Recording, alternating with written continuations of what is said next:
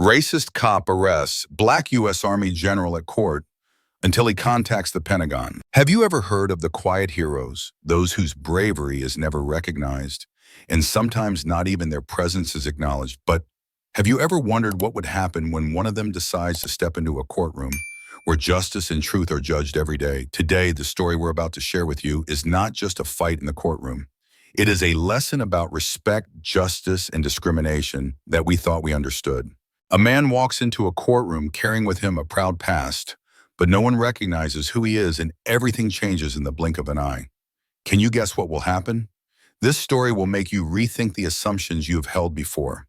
Before we begin, leave us a comment telling us where you're listening to this story from and what time it is. Every story starts somewhere different, but one thing is for sure: this story will give you a new perspective on things you thought you understood.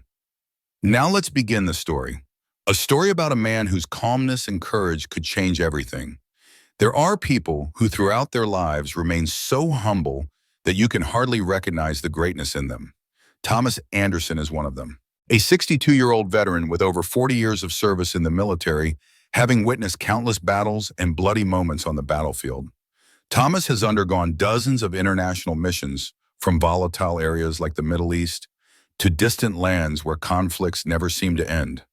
But through all his victories, all the life and death moments, Thomas never sought recognition or honor. He only wanted one thing: his actions must mean something, serve justice, and protect the truth without needing any accolades.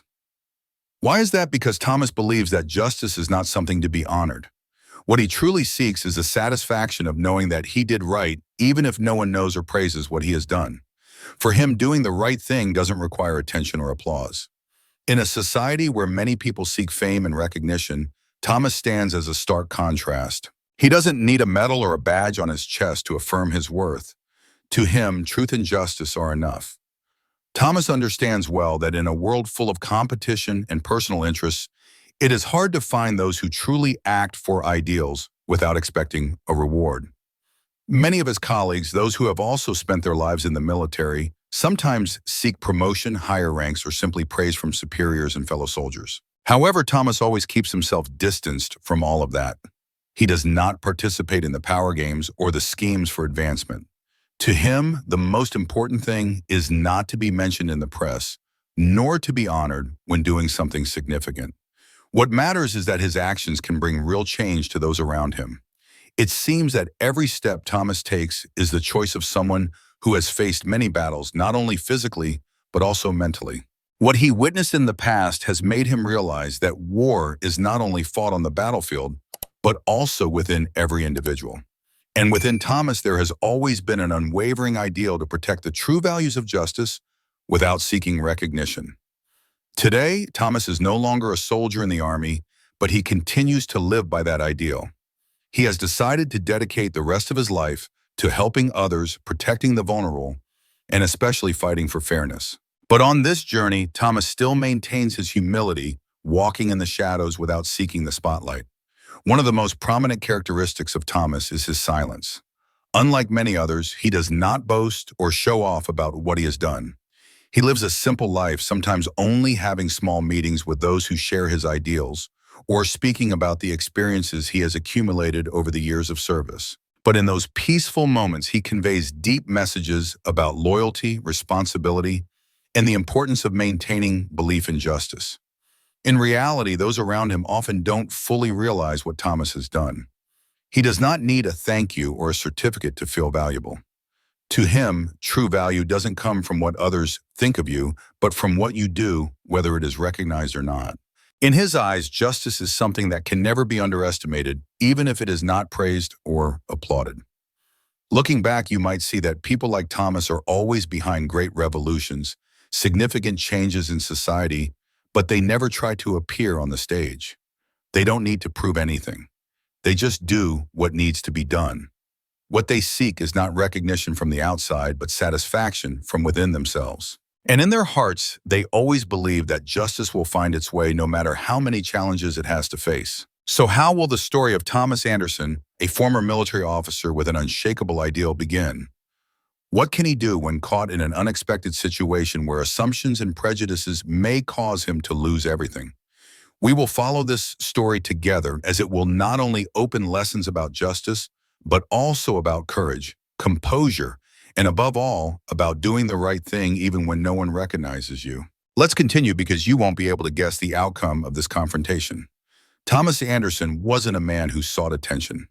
His 62 years of life had been devoted to serving his country, fighting in countless missions across the globe, but never with a desire for recognition. He had always preferred to remain in the shadows, content with knowing he had done what was right, even if no one else ever noticed. But today, Thomas found himself walking into a courthouse in a small suburban town just outside New York City, a place where everything he had stood for would be tested in a way he hadn't anticipated. The courtroom was filled with tension thick enough to feel in the air as soon as he entered the building.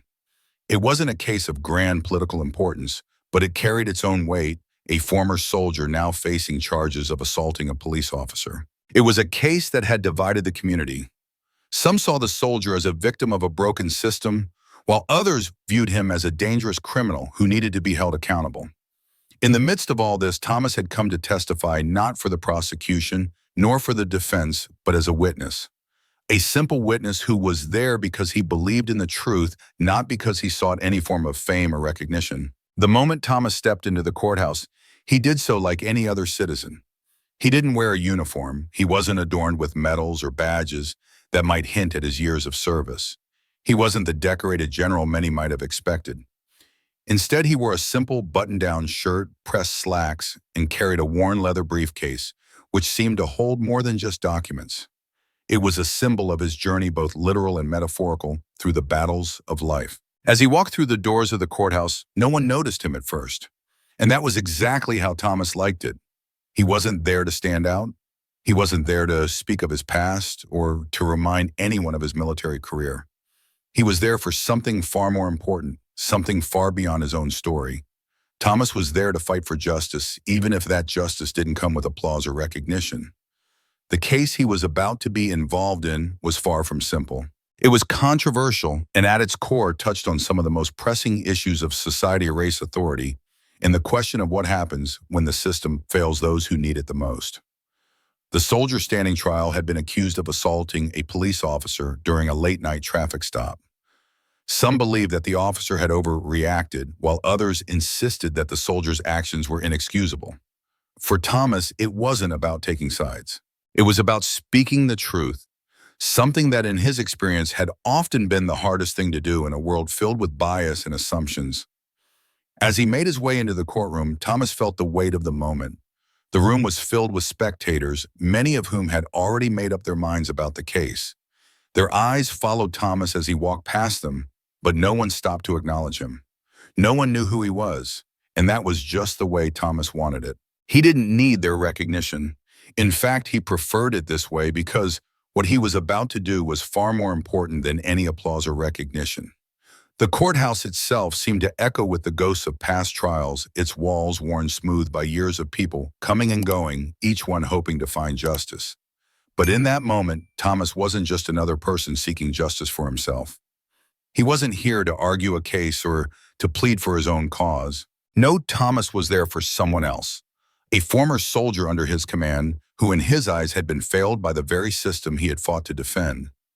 Despite the significance of his role, no one in the hallway recognized him.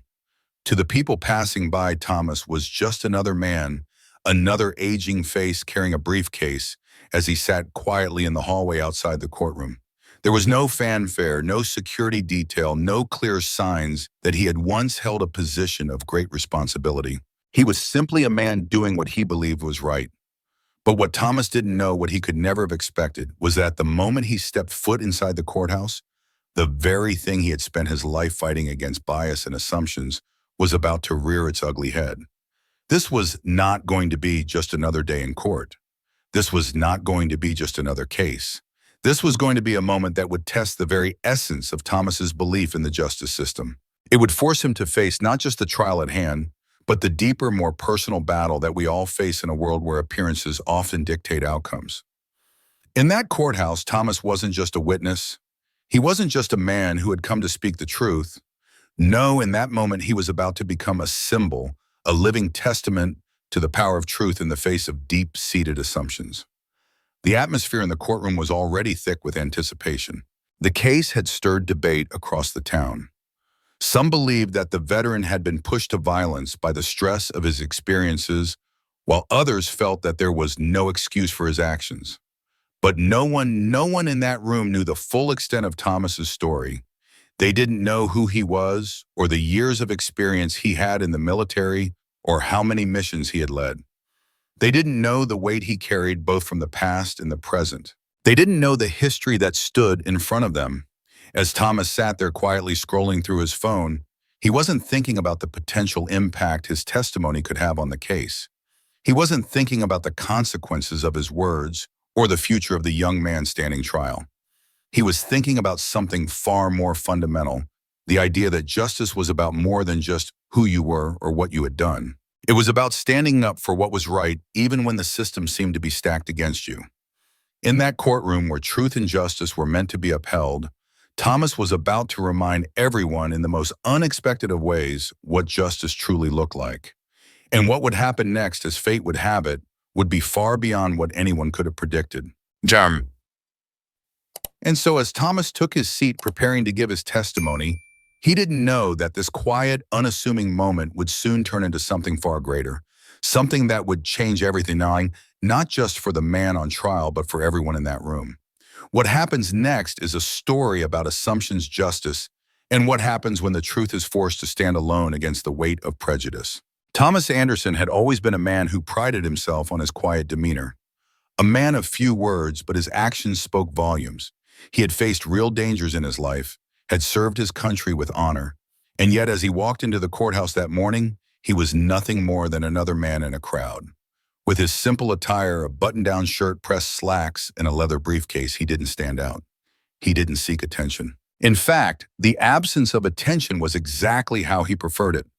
But little did Thomas know, his quiet presence in the courthouse would soon set off a chain of events that would challenge his deepest beliefs in the fairness of the system he had spent a lifetime defending. Thomas had entered the courthouse with a single purpose: to give testimony as a witness in a case involving a former soldier accused of assaulting a police officer. It was a case that had divided the community, with some seeing the soldier as a victim of a broken system, while others believed he was a criminal who needed to face the consequences of his actions. But Thomas wasn't here to take sides. He was here to speak the truth. His role in this story was not to decide guilt or innocence, but to ensure that justice was served no matter the cost. As he walked down the dimly lit hallway of the courthouse, Thomas was careful not to make any noise.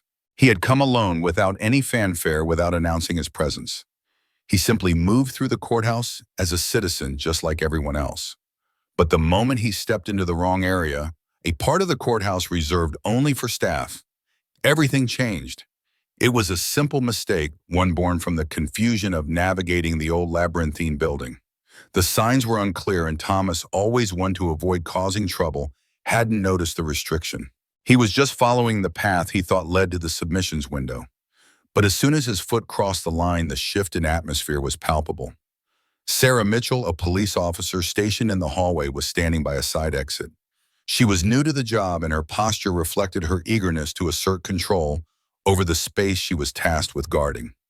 She was in her early 30s, with sharp eyes that scanned the area looking for any sign of trouble. When her gaze landed on Thomas, who was carrying nothing more than a briefcase and walking with quiet confidence, she immediately deemed him a threat. To Sarah, Thomas didn't belong there. She saw him as a potential danger, even though he had done nothing to warrant suspicion. And without missing a beat, she stepped forward and blocked his path. "Sir, what exactly are you doing back here?" Sarah's voice was firm, her posture rigid. Thomas, ever composed, turned to face her. "I'm submitting documentation for case 17A. "I believe this is where it goes," he said, his voice steady, yet calm. But Sarah didn't listen. She immediately became suspicious. "Did you not see the sign that says staff only?" "You can't be here," she said, her tone sharp. Thomas, ever the gentleman, apologized. "I'm sorry, the signs weren't very clear. I wasn't trying to cause any trouble." But instead of taking his apology into account, Sarah pressed on. "What's your name, Thomas Anderson?" he replied simply, still holding his briefcase with one hand. "Do you have identification on you?" she asked, her voice growing more insistent. Thomas nodded. Of course. It's in my briefcase. May I step away from it? It was then that Sarah's suspicion turned into action. She snapped, raising one hand and signaling for him to remain where he was. Keep your hands visible, she said coldly, her eyes narrowing. Thomas didn't flinch. He was used to being calm under pressure, a skill honed during his years of service. I'm just a witness here to help with the defense in case 17A. He repeated, hoping to diffuse the situation without escalating them. But Sarah wasn't listening. Her mind was made up.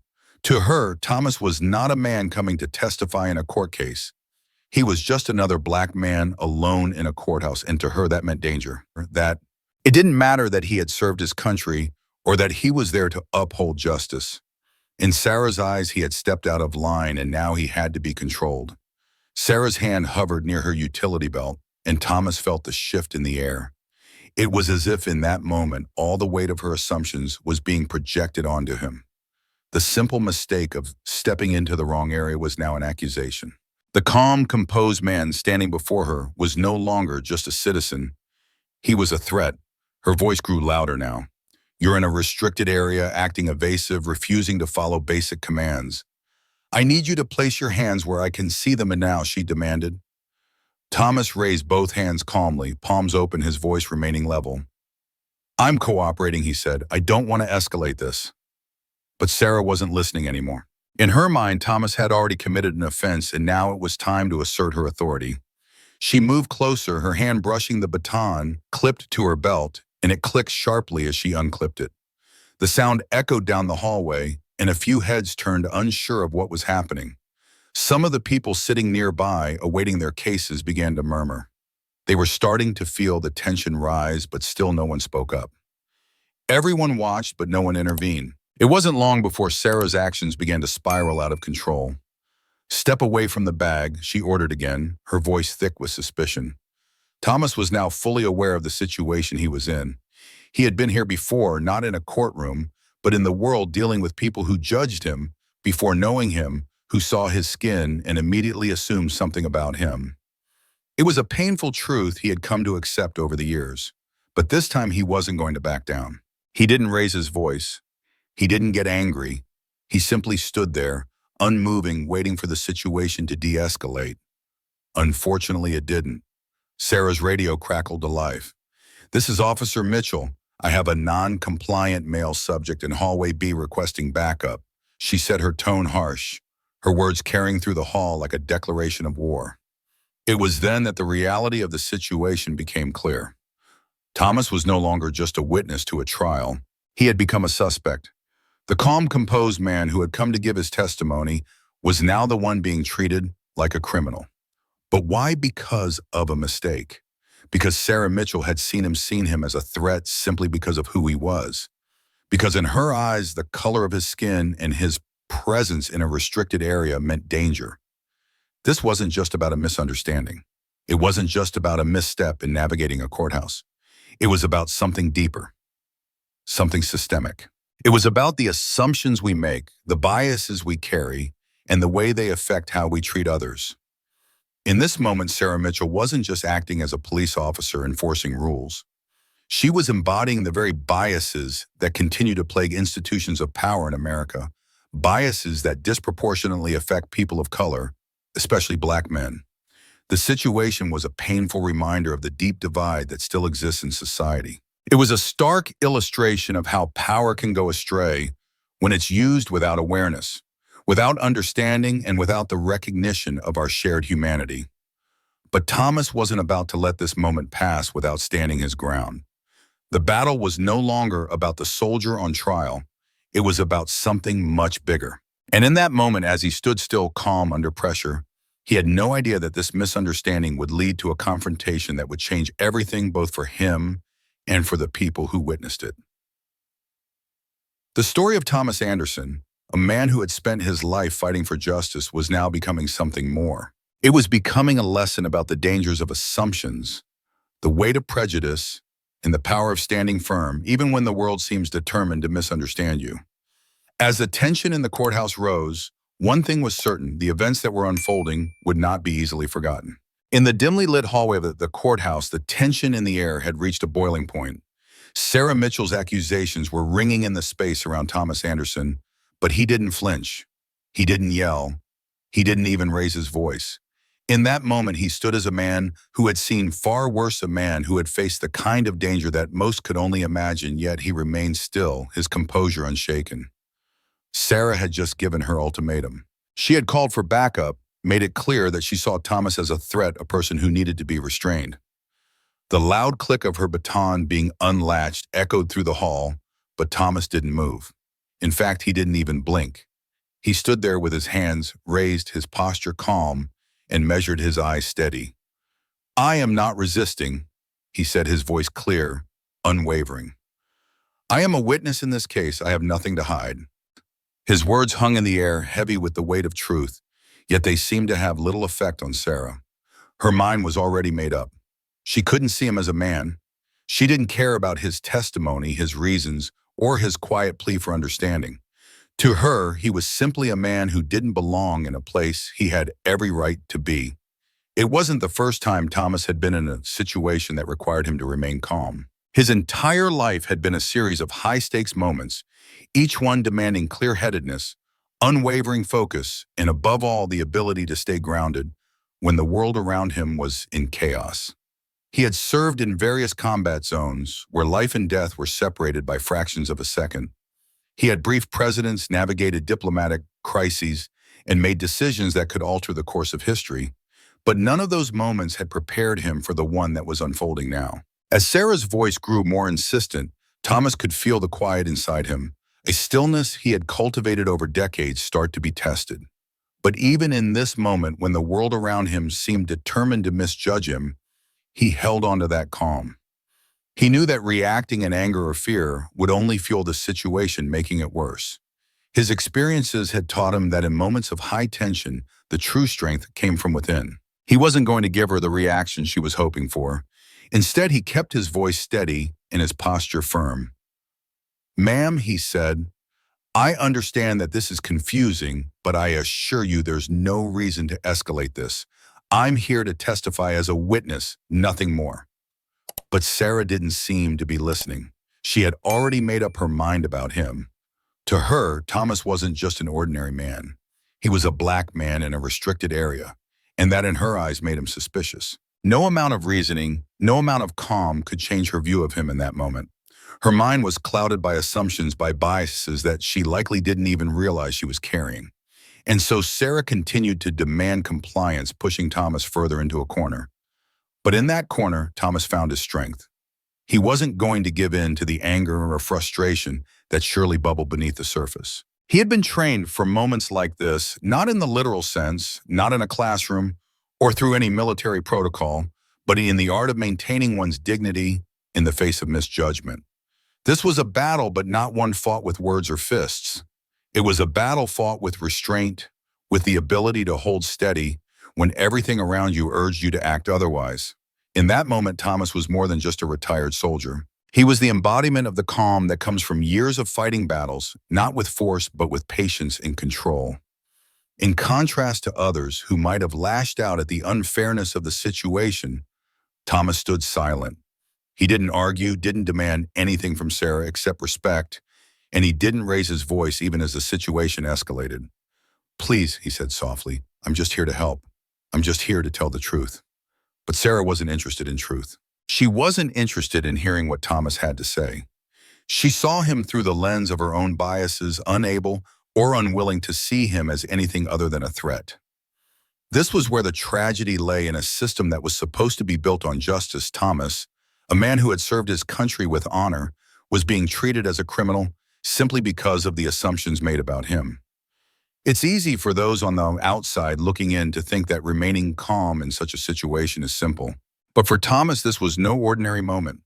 He had spent his life in situations where lives were on the line, where decisions had to be made quickly and without emotion.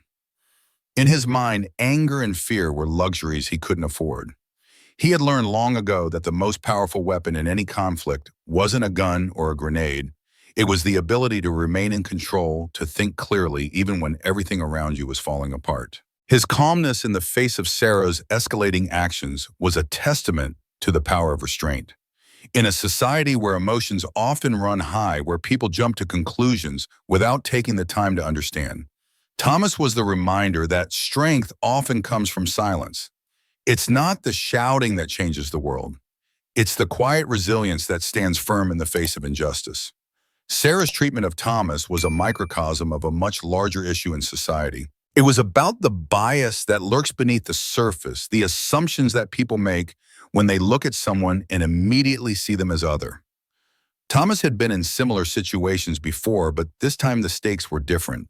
This time it wasn't just his safety that was at risk. It was the very foundation of what it meant to be treated as an equal, as a person worthy of respect.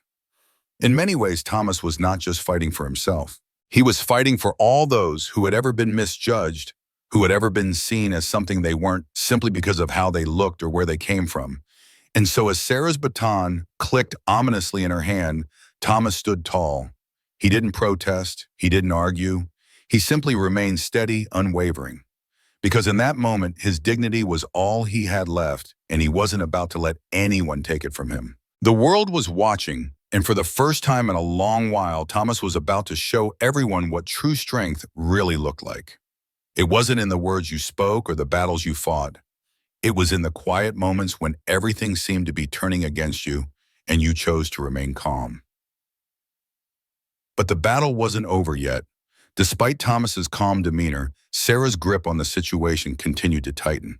The next step in this tense exchange would reveal just how deep the misunderstandings ran and what would happen when the power of assumption collided with the undeniable truth of who Thomas Anderson really was.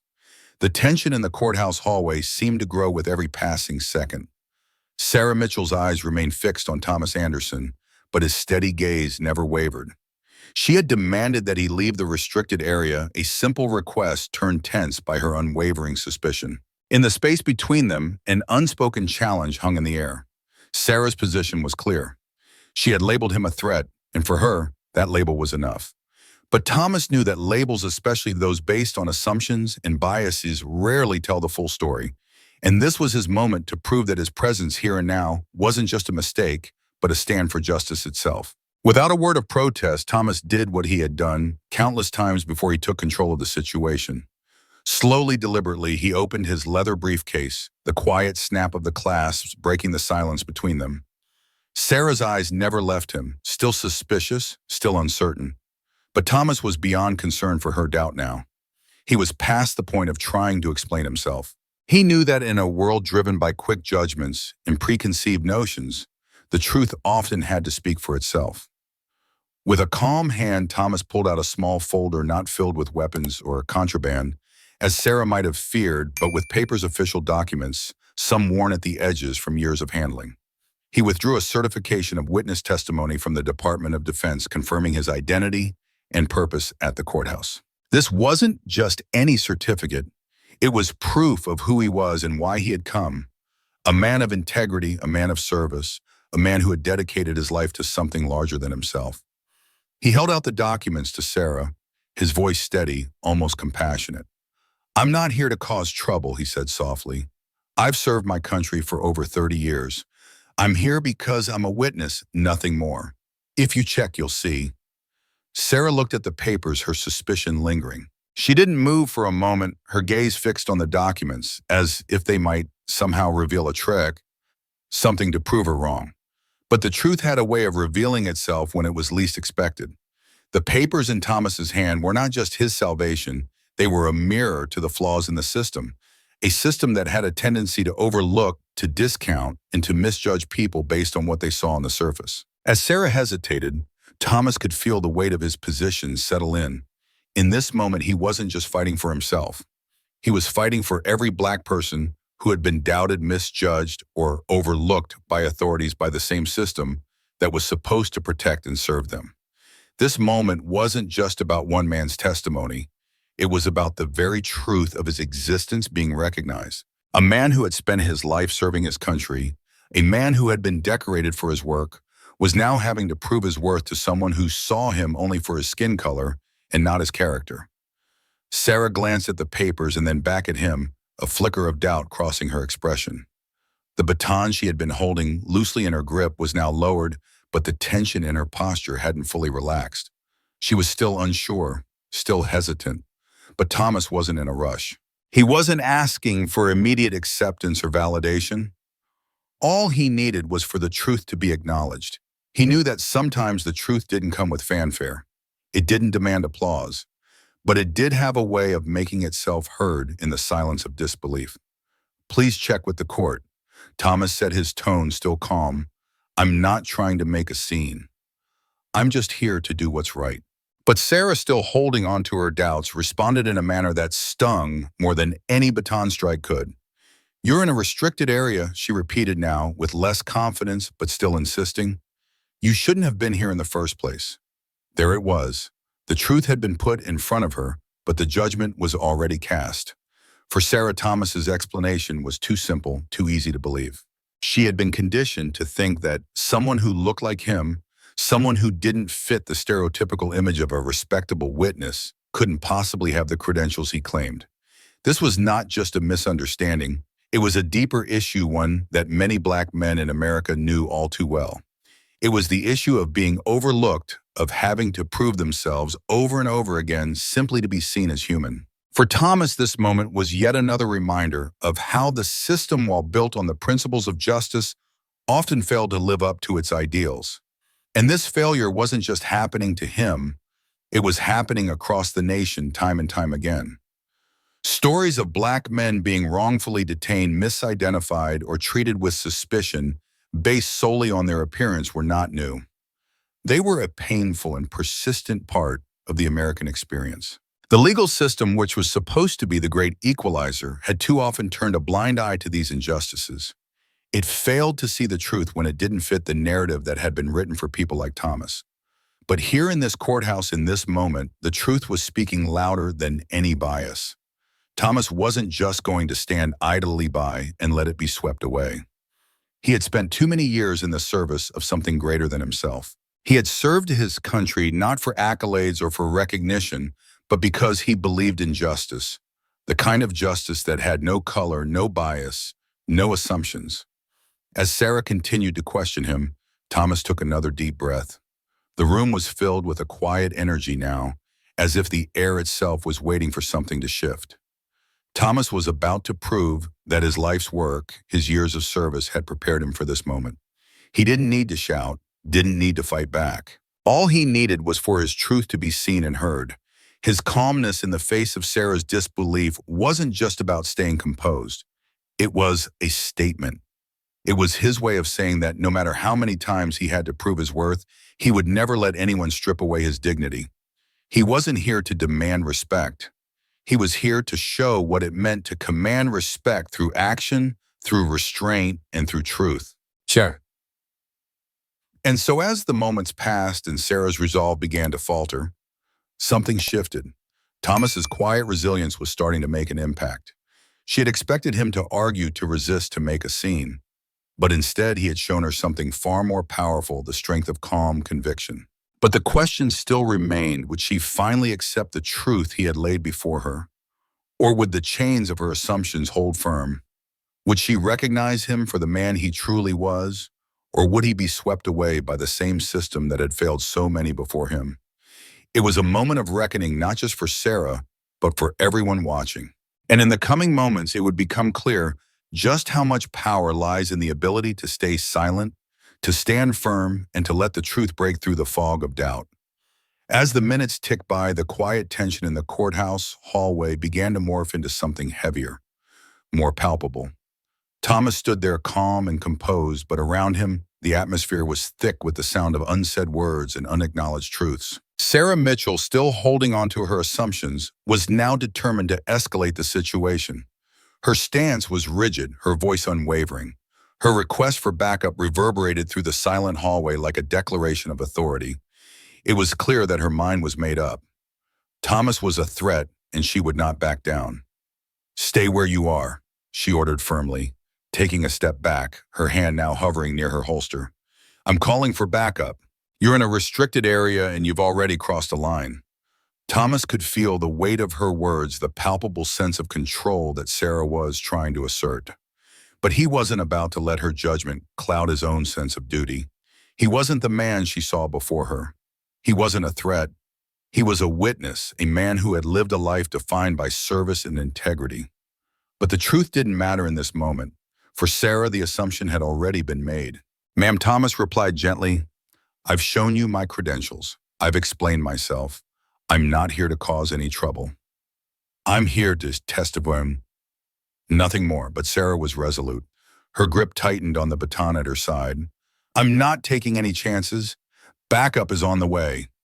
Thomas could feel the tension in the air crackling like static. There was no turning back now. This wasn't just a misunderstanding anymore. This had become a standoff, a collision between the assumption of guilt and the pursuit of truth.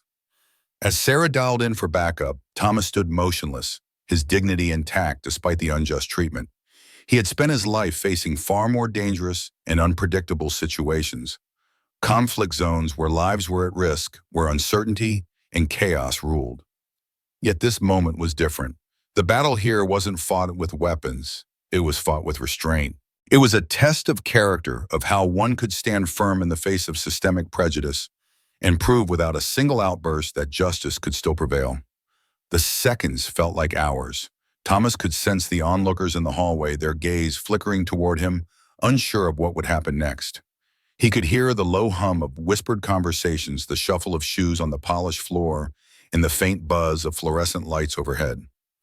Everyone was watching, but no one moved. The tension was suffocating, as though the entire courthouse held its breath. Then the arrival of additional officers only deepened the sense of escalating danger. Sarah's call for backup had been answered swiftly. A few moments later, 2 more officers appeared at the far end of the hallway. They were armed stern, their presence only amplifying the sense of authority that Sarah had already established. Thomas could see their eyes scan the room, assessing the situation, yet neither of them moved to engage directly. It was clear Sarah was in charge of this moment, but it was also clear that her actions were beginning to undermine the very authority she sought to uphold. Thomas knew that once the system of power had begun to spiral out of control, there was no easy way to stop it. Sarah's insistence on calling for backup, despite the overwhelming evidence to the contrary, spoke volumes about the way power operated in such a setting. It wasn't about the facts, it wasn't about the truth, it was about maintaining control, about asserting dominance over a situation that didn't warrant it. And in that moment, Sarah had not only failed to do her job correctly, but had also failed to see that she was contributing to the very injustice she was supposed to be fighting against. As the officers moved closer, the situation reached its boiling point. Sarah's eyes flicked to Thomas, and for the first time there was a flicker of uncertainty in her expression. But it was too late for doubt now. She was committed, and her sense of authority was too deeply ingrained to allow her to back down. Without warning, Sarah issued the command, "You're under arrest. I'm placing you in restraints." Thomas's heart didn't race. His pulse didn't quicken. The years of training, of seeing conflict through a lens of strategic clarity, had taught him to remain in control even when everything around him threatened to fall apart. But it was still hard not to feel the weight of the injustice in that moment. He hadn't done anything wrong. He had merely come to testify for someone who needed his voice. Yet here he was being treated as though he were a criminal. As Sarah moved to cuff him, Thomas didn't resist. He didn't struggle, didn't fight against her. He didn't see the point. There was no anger in his eyes, no frustration in his voice, just a quiet strength that seemed to fill the space between them. He understood something she didn't, not just about the system, but about the nature of power itself. Power, Thomas knew, wasn't about force. It wasn't about who had the loudest voice or the strongest will. It wasn't about intimidating those around you into submission. True power lay in the ability to remain calm in the face of adversity, to hold firm when everything else seemed to crumble. The mistake Sarah made was in thinking that she had control over this situation. In the moment she chose to place Thomas in handcuffs without verifying his identity, she wasn't just overstepping her authority. She was failing in her responsibility to uphold the truth, to recognize that real authority comes from respect, not fear. This misstep was indicative of a larger issue, one that many people, especially those who had been marginalized, faced daily. The power dynamic that often plays out in law enforcement, especially in communities of color, is one where assumptions are made too quickly and respect is too easily withheld. In Sarah's mind, Thomas was a threat because of the color of his skin, because of his appearance. She didn't take the time to understand the situation, to look deeper into the man standing before her. And in doing so, she had violated the very principles she had sworn to uphold. It wasn't just a simple mistake, it was a failure to see the humanity in someone, a failure to recognize the dignity of a person, regardless of their background or appearance.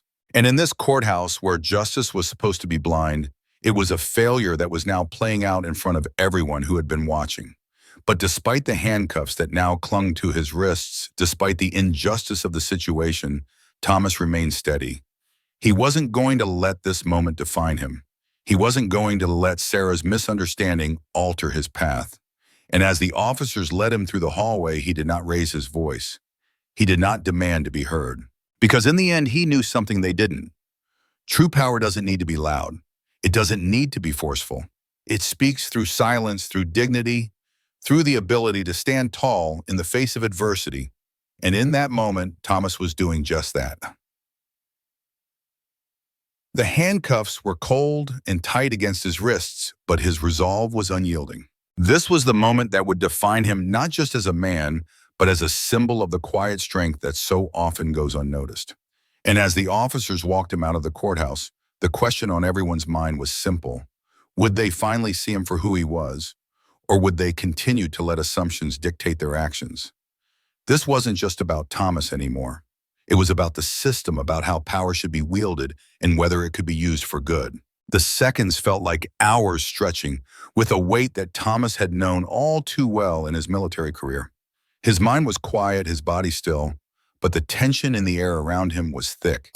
He had been handcuffed, detained, and wrongly accused, but still he stood like the many times he had stood before in moments of true crisis, unwavering. It wasn't anger that drove him, but a deep-rooted understanding of something fundamental. Truth and justice would always find their way to the surface, no matter how deep they were buried. As Thomas stood there awaiting the inevitable escalation, something shifted in the courthouse. The heavy air of uncertainty thickened, but now there was a change, the kind that only a deep-rooted truth could bring. There was a moment of hesitation from the officers as they realized their mistake. They had been following the orders of one individual, Sarah Mitchell, who in her haste had allowed assumptions to overshadow facts. And now that mistake was beginning to unravel. The quiet buzz of the fluorescent lights, the distant murmurs of the courthouse, and the shifting of feet had all come to a sudden standstill. The sound of a phone ringing in the distance sliced through the silence like a blade, and everyone's gaze shifted toward the source. It was as if, in this moment, everything, the tension, the confusion, the misunderstanding, had reached a boiling point. The truth was about to come rushing in, as inevitable as the tide. Sarah's hand was still near her holster, her posture rigid. She had placed Thomas under arrest, but her resolve had begun to weaken. She had heard the calmness in his voice, seen the steady gaze in his eyes, but it hadn't been enough. Now as the call came through, as the official voice on the other end of the line began to speak, there was a shift in the room, a collective, almost imperceptible breath taken by everyone present.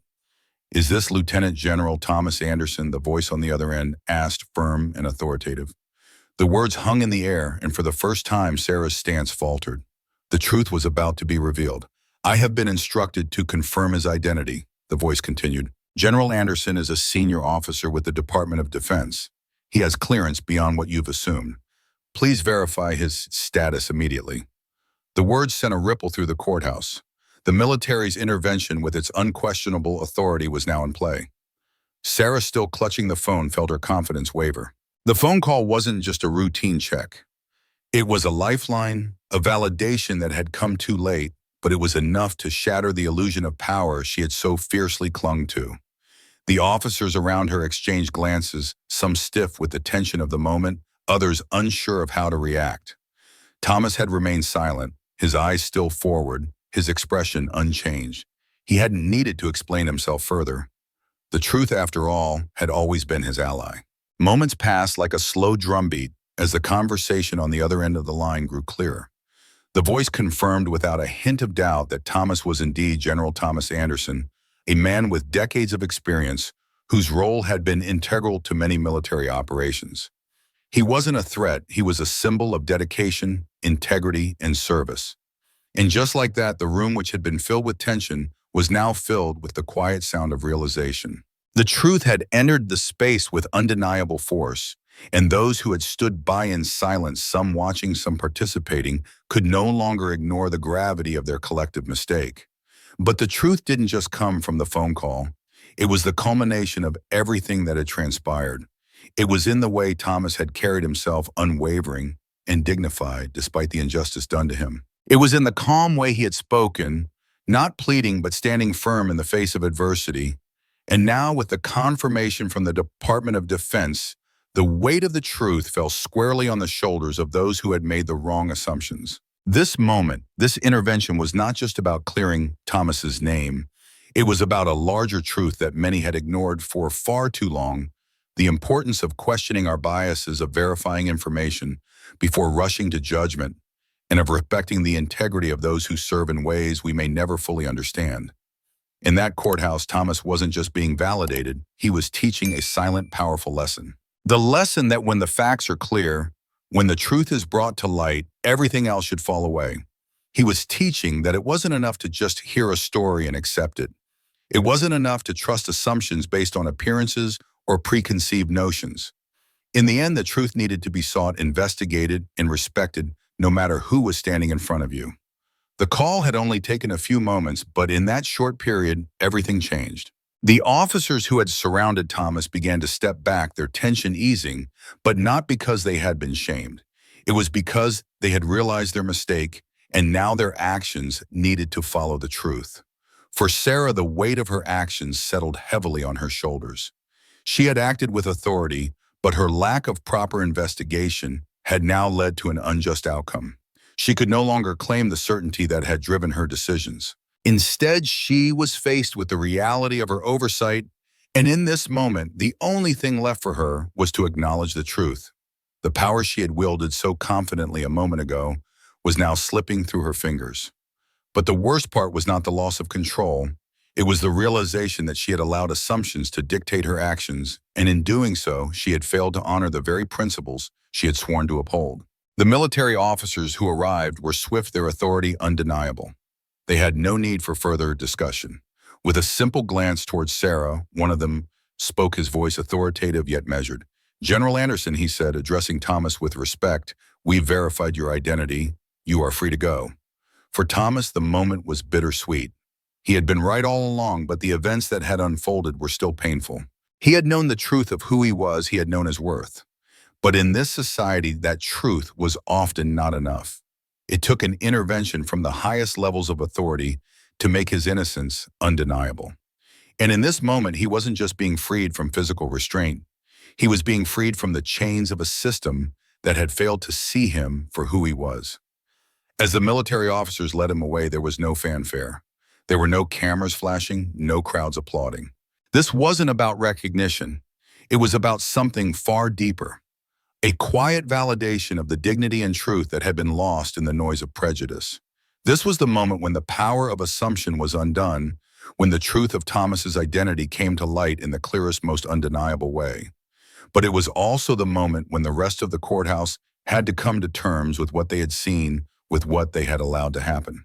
And as they did, the lessons learned would ripple through the community long after the doors of the courthouse had closed. In the end, the truth was revealed not by force or by shouting, but by patience, by dignity, and by the quiet strength of one man who refused to be anything but himself. And that was the lesson: when the truth is on your side, it doesn't need to scream to be heard. It will make itself known in the silence, in the moments that matter most. The silence in the courthouse was heavy. It was not just the kind of silence that accompanies an awkward pause, nor the silence before a dramatic reveal. No, this was the silence of deep, unsettling realization, the kind that made people pause and reconsider everything they had believed about a situation. Thomas stood there, still handcuffed, the cold metal biting into his wrists. Yet despite the injustice he had just endured, despite the misunderstanding, the aggression, and the humiliation, he did not speak in anger. He did not raise his voice in protest. Instead, he stood tall, as he always had, in the same calm, composed manner he had maintained throughout his life. His expression, though unchanging, conveyed more than any words could. In that moment, Thomas wasn't trying to justify himself. He wasn't defending his identity, nor was he fighting against those who had misjudged him.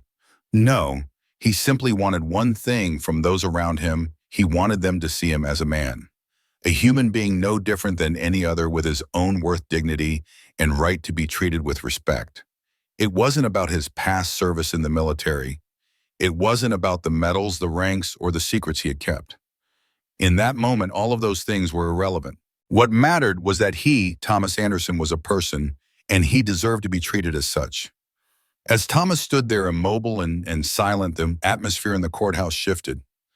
People who had been whispering in corners, heads buried in phones, started to look up. Some shifted in their seats, uncertain of what they were witnessing. A few felt uncomfortable, others perhaps embarrassed by the scene unfolding before them. They had all witnessed an elderly man being wrongfully detained, humiliated in public, and yet there was something about the way Thomas held himself that demanded their attention. What they saw wasn't a threat. It wasn't a criminal. It wasn't the dangerous stereotype they might have expected when they first saw him standing there handcuffed in a public space. What they saw was a man who had been wronged, who had been unfairly judged by someone who had made assumptions based on his appearance and the color of his skin rather than the truth of who he was. This moment, this stillness, this quiet presence, this was the real reason Thomas had come to court. It wasn't to testify in the case he had been asked to speak for, nor to defend his reputation or his identity. It was to show the world that sometimes the loudest truth comes from silence. That sometimes, in order to make an impact, in order to make a point, one does not need to scream. One does not need to shout for recognition. All one needs to do is stand, remain dignified, and show the world what is right. As Thomas stood unshaken by the cursing words, the mistreatment, and the cold metal of the handcuffs, he wasn't trying to prove anything to Sarah, the officers, or even the court. He was standing there to prove something to the world, to prove that even in the face of injustice, there is power in staying calm, power in standing firm, power in refusing to be reduced to a stereotype or a caricature. Thomas's actions were a quiet form of resistance. He wasn't fighting back with violence or anger. Instead, he was fighting with his presence. By standing tall and unyielding, he was saying something far more profound than any speech could articulate. He was saying, I am not just a soldier. I am not just the color of my skin. I am a person deserving of dignity, respect, and justice. And as the minutes stretched on, those around him began to recognize that. They began to see that the most important thing about Thomas was not his service, not his career, not his position in the military. It was his humanity. He wanted to be seen for who he was, a man who had lived a life of service, of integrity, of quiet sacrifice. But more than that, he wanted to be seen simply as a man. It's easy to overlook someone when they don't fit the mold of what we expect. We often judge people based on how they look, how they speak, or where they come from, and in doing so, we strip away their individuality. We forget that behind every face, every identity, every stereotype, there is a person with a story, a person who has lived, loved, suffered, and triumphed. And Thomas's story was not one that could be summarized by a few labels. His story was one of resilience, of quiet strength, and of never allowing anyone to define him by the expectations of society. He had seen enough to know how dangerous those assumptions could be. He had lived long enough to witness firsthand how people, especially those who belong to minority groups, are often forced to fight not just for their rights, but for the very recognition of their humanity. It's a battle that countless others have faced, particularly in communities of color in America. For them, the struggle is not just about overcoming physical barriers or fighting against institutionalized prejudice. It's about being seen not as a threat, not as another, but as a human being with hopes, dreams, and a desire for peace and equality. This is the price that Thomas had paid in this courthouse that day. It wasn't the physical restraint of the handcuffs that stung the most. It wasn't the injustice of being detained without cause. What hurt the most was that for a moment he wasn't seen for who he was. He was seen for what society had assumed he was: a stereotype, a threat, a potential danger. This is where the real damage happens. In a world where assumptions reign, where people are categorized based on race, appearance, and social status, the true cost of not being seen for who you are is immeasurable. It's the erasure of identity, the stripping away of humanity, and the perpetuation of a cycle that continues to harm those who are unfairly judged. The lesson Thomas imparted on that day wasn't one of anger or bitterness, but of quiet dignity. He wasn't fighting to prove anything. He wasn't asking for apologies or recognition. He simply wanted people to see him for who he was, a man, not a stereotype. And in that, he found his power. As the minutes passed, the realization began to settle in. Sarah, the officers, and those in the courtroom were beginning to understand. The truth was slowly dawning on them. It wasn't about race or status or position. It was about recognizing each person as an individual, not through the lens of preconceived notions or bias. In this moment of stillness, Thomas's quiet resistance spoke louder than any words could. And perhaps, just perhaps, those in that courthouse would walk away with a little more understanding, a little more compassion, and a little more willingness to see the humanity in those around them. And that, in the end, was the point of it all. Thomas stood there, still handcuffed, his posture unshaken, the weight of the moment settling around him like the silence that had followed his words. Despite the humiliation, the misunderstanding, and the misjudgment, he was not looking for recognition. He was not seeking applause or validation for the life he had led, the battles he had fought, or the ranks he had earned. His request was simple, almost understated. I don't need you to recognize me by my uniform. I need you to see me as a man. In that moment, it wasn't about his past. It wasn't about the decades he had spent serving his country in ways that no one would ever truly understand. It wasn't about the heroics, the medals, the classified missions, or the tough choices he had been forced to make. What truly mattered, was that Thomas, like any human being, wanted to be treated with dignity. He didn't want to be reduced to a stereotype, a symbol, or an object of fear. He wanted to be seen as a person, as an individual worthy of respect. And in that stark, quiet confrontation in the hallway, Thomas had made it clear that this was a battle he wasn't going to fight with force or anger. He wasn't going to resist the injustice he was facing in a way that would escalate the situation. He had stood firm, showing a kind of silent resistance that spoke volumes. He wasn't fighting the system, he was simply asking for his humanity to be acknowledged. What happened next is something that rippled far beyond the confines of that courtroom. The incident, though painful, had captured the attention of those around him in the most profound way. The video of his mistreatment, recorded by a bystander, quickly spread across social media platforms, reaching thousands within hours. People from all walks of life began to share it, comment on it, and discuss the implications of what had just unfolded. The story of Thomas, a man who had been unfairly detained and humiliated in a place meant to uphold justice, became a rallying cry for those who had witnessed similar acts of injustice in their own lives. The video quickly amassed millions of views, sparking a nationwide conversation. News outlets picked up the story, and what had started as a seemingly small misunderstanding in a courthouse transformed into a powerful reminder of the importance of seeing people for who they truly are. In the digital age, where stories spread faster than ever before, this was a moment that couldn't be ignored.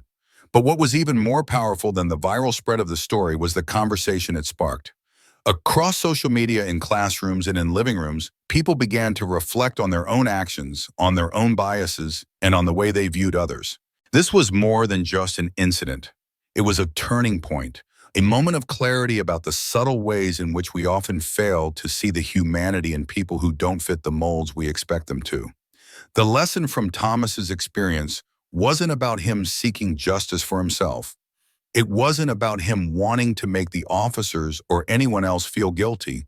No, the lesson was in the way he had stood up, not through violence, not through anger, but through his quiet dignity.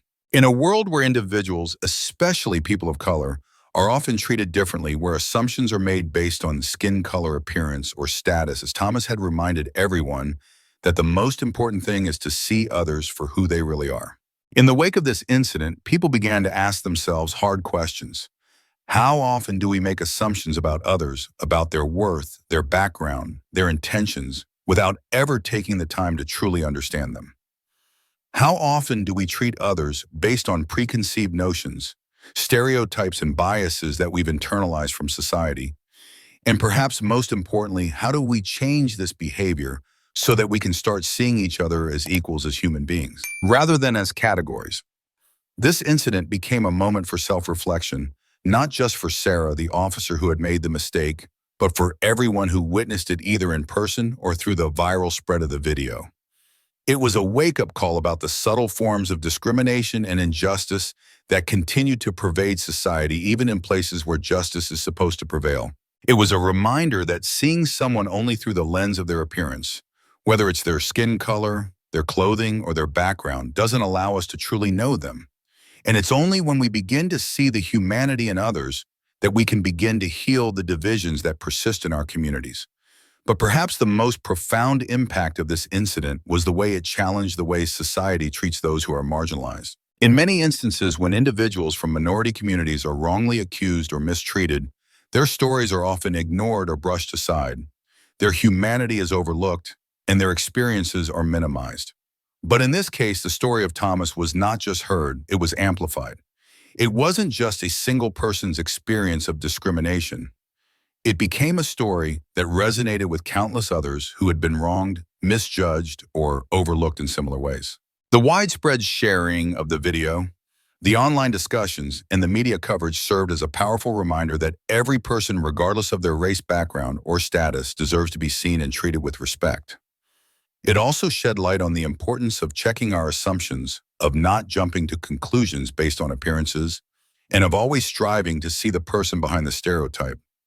As the days passed, Thomas's story continued to reverberate across the nation. Discussions about racial profiling, police accountability, and the need for systemic change gained traction. The conversation wasn't just about one officer's mistake, it was about the larger issue of how society views people of color and how those biases can have devastating consequences.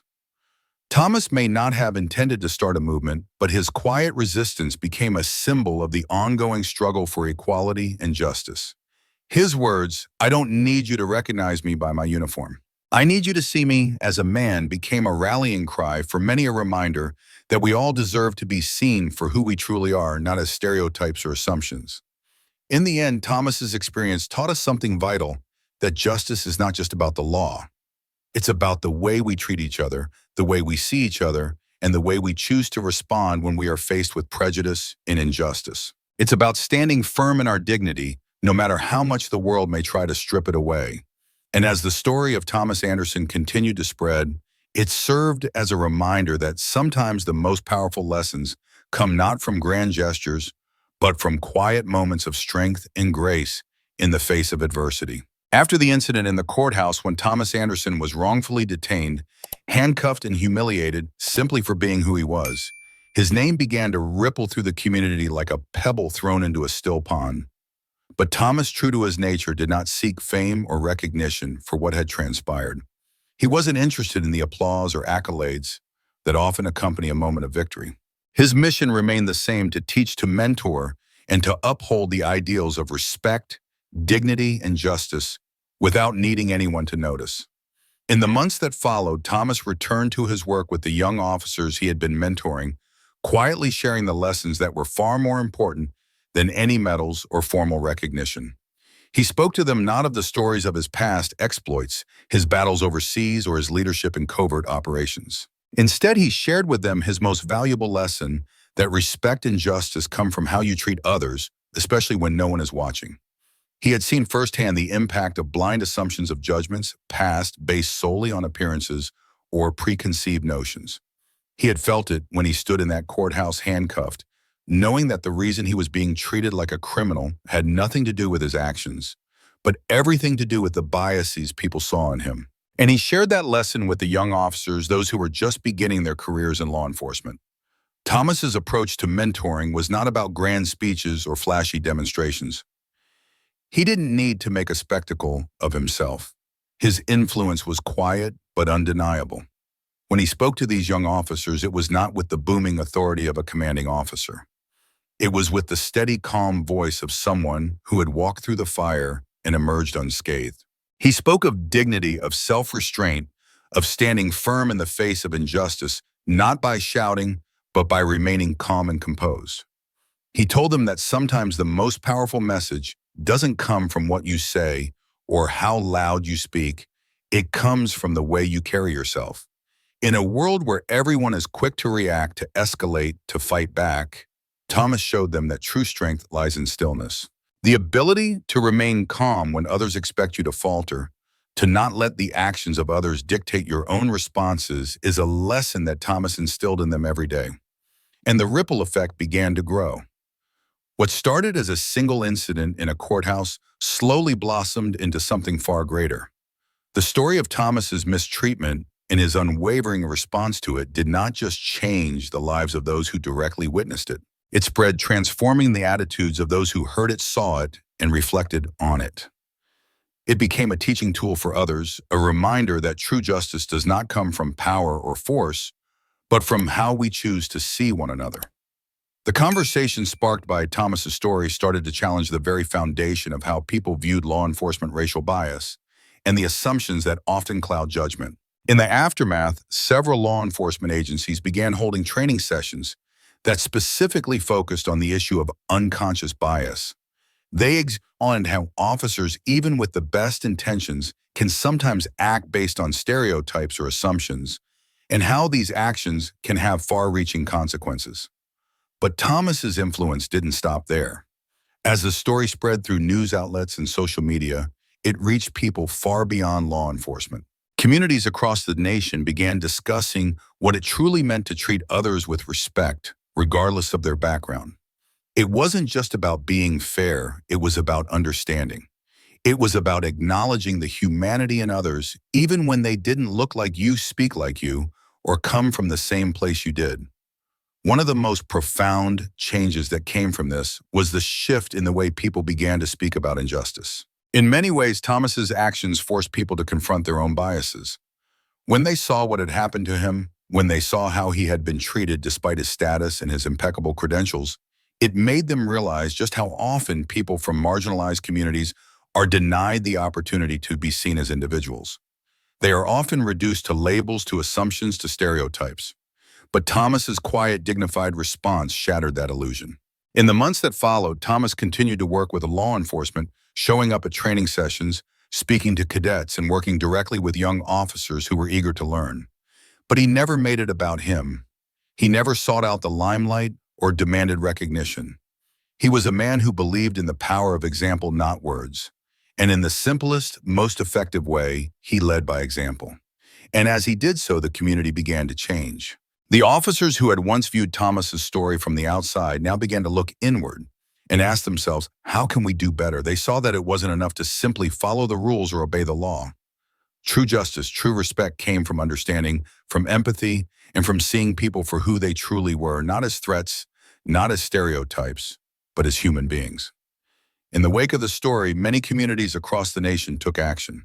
Local groups started having discussions about racial bias, and organizations focused on social justice used Thomas's story to illustrate the importance of seeing people as individuals.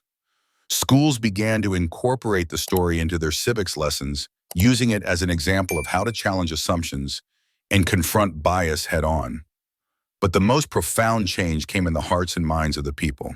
It was a change that wasn't forced, but rather one that came from a quiet, persistent example of what it means to stand firm in your humanity. Thomas's story, though not one he ever sought to share, had become a symbol for the change that needed to happen, and it became a catalyst for that change. This wasn't about a victory. It wasn't about getting a measure of justice for himself. It was about reminding the world that we are all human and that our worth cannot and should not be determined by our appearance, our status, or our past. It should be determined by how we treat one another, by how we see each other. As Thomas continued to work, he saw the change, even if it was subtle. The young officers, those who had heard his story and learned from his example, began to approach their work with a new understanding. They were more compassionate, more patient, and more willing to see beyond the surface. And that, Thomas knew, was the most important lesson of all. In the end, the story of Thomas Anderson is not one of outrage, but one of quiet resilience. It is a reminder that real change doesn't always come from loud protests or dramatic actions. Sometimes it comes from standing firm in the face of adversity, from demanding respect not through force, but through the power of dignity. And that is a lesson that will continue to echo through communities, through law enforcement, and through the hearts of those who believe in the power of seeing others as they truly are. This story is not just a confrontation between an individual and the system. It is a profound lesson in resilience, composure, and justice. The journey of Thomas Anderson unfolds as a powerful reminder that sometimes the strongest form of resistance is not loud protests or violent acts, but the quiet strength of standing firm when faced with adversity. It challenges us to rethink how we perceive others, how we treat those we don't understand, and how we can all do better in the face of injustice. The events surrounding Thomas's story shed light on deeper societal issues, issues that extend beyond this single incident and touch upon the very fabric of how we interact, judge, and treat one another. It forces us to examine our biases and to ask ourselves how we can change the way we see people, especially those who are different from us. As the story of Thomas continues to inspire and educate, it reminds us that true justice isn't just about laws or institutions. It's about the respect and dignity we offer one another in every moment, no matter who we are or where we come from. And as we reflect on this, one thought remains clear. It's time we stopped looking for reasons to judge and started looking for reasons to understand. If this story moved you, if it made you think about the world differently, don't forget to subscribe to our channel. Stay tuned for more powerful, thought-provoking stories. We're not just here to entertain. We're here to remind you that the truth is sometimes quiet, but it's always worth hearing.